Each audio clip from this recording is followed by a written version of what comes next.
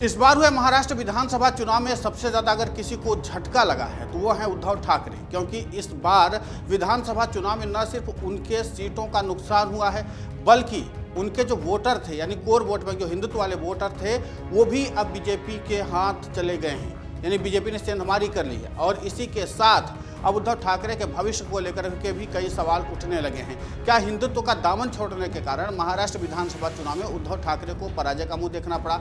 उद्धव ठाकरे के विरोधियों के दावों पर भरोसा किया जाए तो ये पहली नज़र में ही सही लगता है। ऐसा लगता है कि उद्धव ठाकरे ने नए लिबरल हिंदुत्व का निर्माण किया जो मुस्लिम वोट हासिल करने के लिए ब्राह्मणवादी हिंदुत्व का विरोध करता है। विशेषज्ञों ने माना कि इस बारे में विस्तार से और भी लिखने की जरूरत है।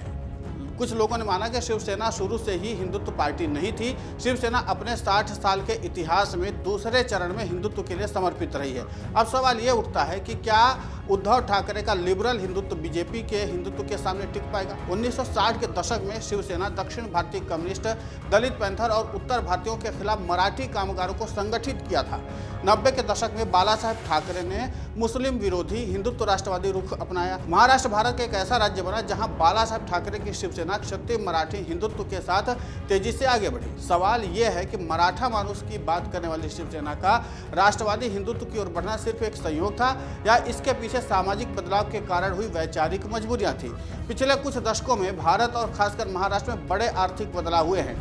महाराष्ट्र में 2005 के बाद आर्थिक विकास के कारण गरीबी में तेजी से कमी आई। ईपीडब्ल्यू जुलाई 2004 में भल्ला और भसीन के एक पेपर के हवाले से सूर्यकांत ने बताया कि पिछले दशक में गरीबी के साथ ग्रामीण और शहरी असमानता में भी काफी कमी आई। स्टडी में यह भी सामने आया कि ओबीसी और अन्य जातियों के बीच संपत्ति का जो स्वामित्व था वो भी थोड़ा बहुत बदला। आर्थिक तरक्की के बाद जाति और धर्म का क्या होता है, इसका उत्तर भी प्यू रिसर्च के एक नोट में दिया गया है, जिसमें बताया गया कि हिंदुओं में लगभग 98% लोग मानते हैं कि ईश्वर मौजूद है। 1/3 बौद्धों ने बताया कि वे ईश्वर में विश्वास नहीं करते हैं। जैसे जैसे भौतिक समृद्धि के साथ धार्मिकता बढ़ी है वैसे वैसे हिंदुत्व भी बढ़ा है। हिंदुत्व के साथ अध्यात्म, भौतिकता और राजनीति भी जुड़ गई। कुछ लोग एक्सपर्ट मानते हैं कि भारत के जो आधुनिक हो रहे हिंदुत्व और हिंदुत्व की सफलता को वेस्टर्न नजरिए से नहीं आंका जाना चाहिए, क्योंकि हिंदुत्व वोटरों को रूढ़िवादी और लिबरल कैटेगरी में बांटना मुश्किल है। पॉलिटिकल एक्सपर्ट भी नहीं बता सकते हैं कि बीजेपी को सवर्णों का कितना वोट मिलता है। विश्लेषण के समय ये भूल जाते हैं कि बीजेपी को अन्य जातियों का बड़ा समर्थन हासिल है। आज के हिंदुत्व को भी हिंदू सुधार आंदोलन के हिस्से के रूप में देखा जा सकता है। अब हिंदुत्व जातियों में अलग होकर के नागरिक धर्म और राष्ट्रवाद की बात होती है। आज का हिंदुत्व जाति और क्षेत्रीय पहचान को खत्म करने की मांग कर रहा है।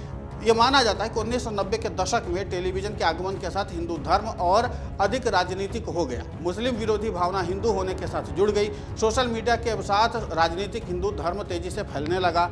कुंभ मेला, दही हांडी, गीता जयंती जैसे त्यौहार आध्यात्मिक और राजनीतिक लामबंदी के केंद्र बन गए हैं। एक नागरिक धर्म के रूप में हिंदू धर्म आर्थिक गतिशीलता और सोशल मीडिया के माध्यम से एक बड़ी हिंदू एकजुटता का निर्माण कर रहा है। सभी तरह से लोग हिंदू धर्म के रूप को लगातार बढ़ावा दे रहे हैं। आध्यात्मिक गुरु और हवाई अड्डे के स्टॉल पर बिकने वाली किताबें इसके उदाहरण हैं। इन किताबों में हिंदू सभ्यता की महानता का वर्णन होता है। ये वर्तमान और अतीत को जोड़कर एक गैर ईसाई, गैर मुस्लिम हिंदू पहचान बनाने की कोशिश करती है।